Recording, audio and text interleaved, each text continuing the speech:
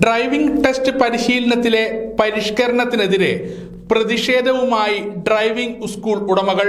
All Kerala motor driving school instructors and workers അസോസിയേഷന്റെ നേതൃത്വത്തിൽ സംസ്ഥാന വ്യാപകമായി ഡ്രൈവിംഗ് സ്കൂൾ ഉടമകൾ കരിദിനം ആചരിക്കുകയും ഡ്രൈവിംഗ് ടെസ്റ്റ് ബഹിഷ്കരിക്കുകയും ചെയ്തു. കേരളത്തിലെ മോട്ടോർ വാഹന വകുപ്പ് ഇന്നു മുതൽ നടപ്പാക്കാൻ തീരുമാനിച്ചിട്ടുള്ള 4/2024 സർക്കുലർ തികച്ചും അശാസ്ത്രീയമാണ്, അപ്രായോഗികമാണ് എന്ന് ഞങ്ങൾ ചൂണ്ടിക്കാണിക്കാൻ ആഗ്രഹിക്കുകയാണ്. ഗവൺമെൻറ് നിശ്ചയിച്ചിട്ടുള്ള ടെസ്റ്റിൻ്റെ മോഡൽ പ്രാവർത്തികമാക്കുമ്പോൾ അതിനാവശ്യമായിട്ടുള്ള അടിസ്ഥാന സൗകര്യങ്ങൾ കേരളത്തിനകത്തെ ഒരു ടെസ്റ്റിംഗ് സ്റ്റേഷനുകൾ ഉണ്ടാക്കിയിട്ടില്ല എന്നുള്ളത് വളരെ ഖേദപൂർവ്വം ഇവിടെ പറയാൻ വേണ്ടി ആഗ്രഹിക്കുകയാണ്. അപ്പോൾ അതുകൊണ്ട് തന്നെ എല്ലാവിധ സംവിധാനങ്ങളോടുകൂടി ടെസ്റ്റിംഗ് ഗ്രൗണ്ടുകൾ സജ്ജീകരിച്ചതിന് ശേഷം മാത്രമേ ഈ ടെസ്റ്റിൻ്റെ പുതിയ മാതൃക നടപ്പിലാക്കാൻ പാടുള്ളൂ എന്നുള്ളതാണ് ഞങ്ങൾക്ക് ഇതുമായി ബന്ധപ്പെട്ട് ചൂണ്ടിക്കാണിക്കാനുള്ളത്. കണ്ണൂർ ജില്ലക്കകത്ത് 5 sub office RTO sub RTO ഓഫീസുമായി 5 സ്ഥലത്ത് ടെസ്റ്റിംഗ് നടക്കുന്നുണ്ട്. അതിൽ കണ്ണൂരും തളിപ്പറമ്പും മാത്രമാണ് ഗവൺമെൻറ്റിൻ്റെ ടെസ്റ്റിംഗ് സ്റ്റേഷനുകളുള്ളത്. അവിടെ പോലും ഗവൺമെൻറ് ഇപ്പോൾ സർക്കുലർ പ്രകാരം നിഷ്കർഷിച്ചിട്ടുള്ള ഈ സംവിധാനങ്ങളൊന്നും ഒരുക്കിയിട്ടില്ല എന്നാണ് ഞങ്ങൾ മനസ്സിലാക്കുന്നത്.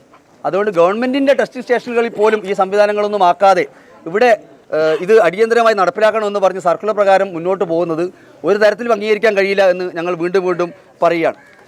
മറ്റൊന്ന്, കണ്ണൂർ നമ്മുടെ സംസ്ഥാനത്തിനകത്ത് 2 MPമാരുള്ള സ്റ്റേഷനുകളിൽ 120 ടെസ്റ്റാണ് ഇപ്പോൾ നടന്നുകൊണ്ടിരുന്നത് കഴിഞ്ഞ മാസം വരെ. അത് ഒറ്റയടിക്ക് 30 ടെസ്റ്റിംഗ് എന്നുള്ള നിലയിലേക്ക്, 30 കുട്ടികൾക്ക് മാത്രം അവസരം എന്നുള്ള നിലയിലേക്ക് ചുരുക്കുകയാണ്. കേരളത്തിനകത്ത് നിരവധിയായിട്ടുള്ള ലക്ഷക്കണക്കിന് വിദ്യാർത്ഥികൾ ഒരു ടെസ്റ്റിന് വേണ്ടി കാത്തിരിക്കുമ്പോഴാണ് ഗവൺമെൻറ്റിൻ്റെ ഏകപക്ഷീയമായ തീരുമാനം 30 കുട്ടികൾക്ക് മാത്രമേ ടെസ്റ്റ് നടത്താൻ വേണ്ടി സമ്മതിക്കൂ എന്നുള്ളത്. ഇതും ഒരു തരത്തിലും അംഗീകരിക്കാൻ കഴിയുന്നതല്ല. നമുക്ക് തലശ്ശേരി താലൂക്കിൽ ഉൾപ്പെടെ 10,000-കണക്കിന് വിദ്യാർത്ഥികൾ ഇപ്പോൾ ടെസ്റ്റിൻ്റെ ഡേറ്റ് കിട്ടാൻ വേണ്ടി കാത്തിയെടുക്കുകയാണ്.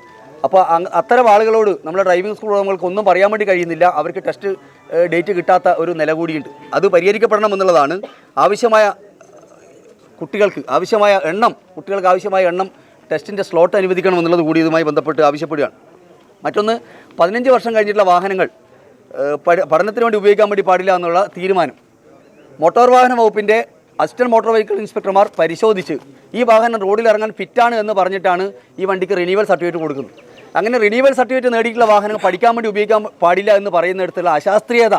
ഡ്രൈവിംഗ് ടെസ്റ്റ് പരിഷ്കരണത്തിന്റെ പേരിൽ സർക്കാർ ധൃതി പിടിച്ച് നടപ്പിലാക്കുന്ന സർക്കുലർ തികച്ചും അശാസ്ത്രീയമാണെന്നും നടപ്പാക്കാൻ പറ്റാത്തതാണെന്നും ഡ്രൈവിംഗ് സ്കൂൾ ഉടമകൾ പറയുന്നു. ഇപ്പോൾ നടപ്പിലാക്കുന്ന ഡ്രൈവിംഗ് ടെസ്റ്റിലെ H മോഡൽ അടിമുടി മാറ്റി കയറ്റിറക്കം, പാരൽ പാർക്കിംഗ് തുടങ്ങിയവ നടപ്പിലാക്കണമെങ്കിൽ അതിനാവശ്യമായ ഗ്രൗണ്ട് സംവിധാനം ഉണ്ടാകണമെന്നും കേരളത്തിലെ ഡ്രൈവിംഗ് ഗ്രൗണ്ടുകളിൽ വളരെ പരിമിതമായ ഗ്രൗണ്ടുകൾക്ക് മാത്രമേ സർക്കാരിൻ്റെതായുള്ളൂ എന്നും ബാക്കി വാടക സ്ഥലങ്ങളിലാണ് ടെസ്റ്റ് നടത്തുന്നതെന്നും ഭാരവാഹികൾ പറഞ്ഞു. ദിവസം 20 പേർക്ക് മാത്രം ടെസ്റ്റ് നടത്താൻ അനുവദിക്കണമെന്ന തീരുമാനം ആയിരക്കണക്കിന് ടെസ്റ്റ് കാത്തു നിൽക്കുന്നവർക്ക് വിനയായി മാറുമെന്നും ഉടമകൾ കൂട്ടിച്ചേർത്തു. 15 വർഷം കഴിഞ്ഞ വാഹനങ്ങൾക്ക് ടെസ്റ്റ് നടത്താൻ പാടില്ല എന്ന തീരുമാനം സ്കൂൾ ഉടമകളെ പ്രതിസന്ധിയിലാക്കും. ഫിറ്റ്നസ് ലഭിച്ച വാഹനങ്ങൾ പരിശീലനത്തിന് ഉപയോഗിക്കാൻ പാടില്ലെന്ന നിർദ്ദേശം അംഗീകരിക്കാൻ കഴിയില്ലെന്നും ഡ്രൈവിംഗ് സ്കൂൾ ഉടമകൾ പറഞ്ഞു.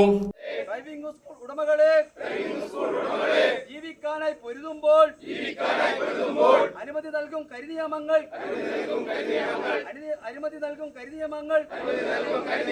നടപ്പിലാക്കിയ ഗണേഷ് കുമാറെ നിങ്ങൾക്കെതിരെ ഉയരുന്നു പ്രതിഷേധത്തിൻ തീജ്വാല.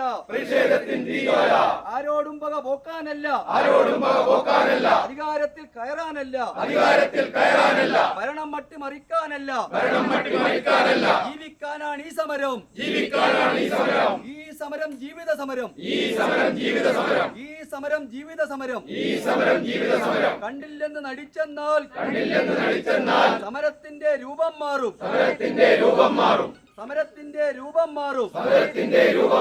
ഓർത്തു കളിച്ചോ അധികാരികളെ. സമരം സിന്ദാബാദ്. കരിദിനം സിന്ദാബാദ്. മെയ് 2 സിന്ദാബാദ്. സമഗ്ര ന്യൂസ് തലശ്ശേരി.